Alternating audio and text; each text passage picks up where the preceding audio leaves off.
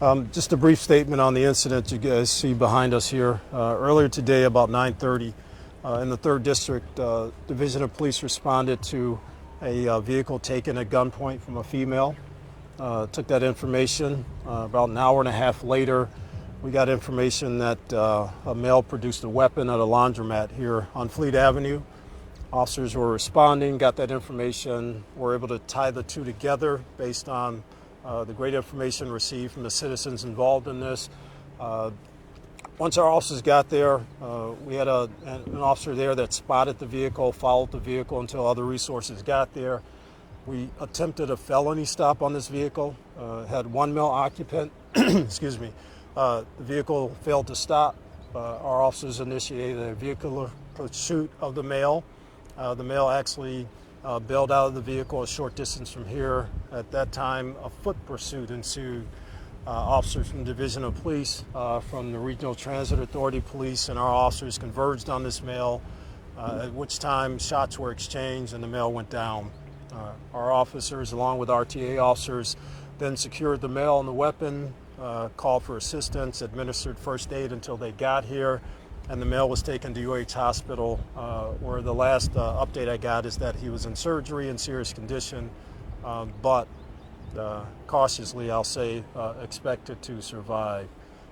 Again, Chief Joyce is here with me from RTA, Commander Kutz from the 4th District.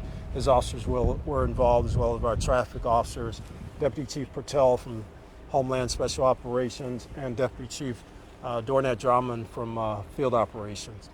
Again, we can't really take any questions. All the officers involved, including the RTA officers, our guys are going to be off on administrative leave for a few days until we sort through this.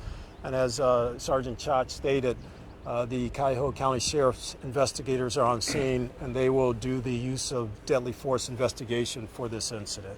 How many officers are we talking about return fire or use their service weapons? Right now, there are 5 officers that were involved in the actual shooting, but of course there are more officers on scene than that at the time. How many RTA, how many CPD? 1 from RTA. Okay.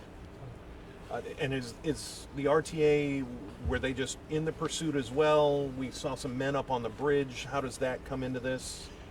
They became involved when one of our train operators observed CPD in a foot pursuit near the tracks. And our dispatch operations put the word out to our officers, and we gave assistance to CPD. One of our officers then did observe the male suspect and was involved in the shooting. And a weapon has been recovered, Chief? Suspect weapon? Weapons that we believe to be a suspect weapon was recovered on scene here. The good thing about this, if you can gather some good from it, is that all the officers involved, all the citizens that were victimized by this person are all okay. Nobody's hurt. And again, the suspect, we believe, is out of surgery or somewhere between surgery and recovery. Serious condition, but expected to survive. Sergeant Chach will put out an update probably early tomorrow morning that'll give you guys more information as we get it from the investigators on scene. That's about all we can tell you right now. Just a couple of fact checks, nothing about really.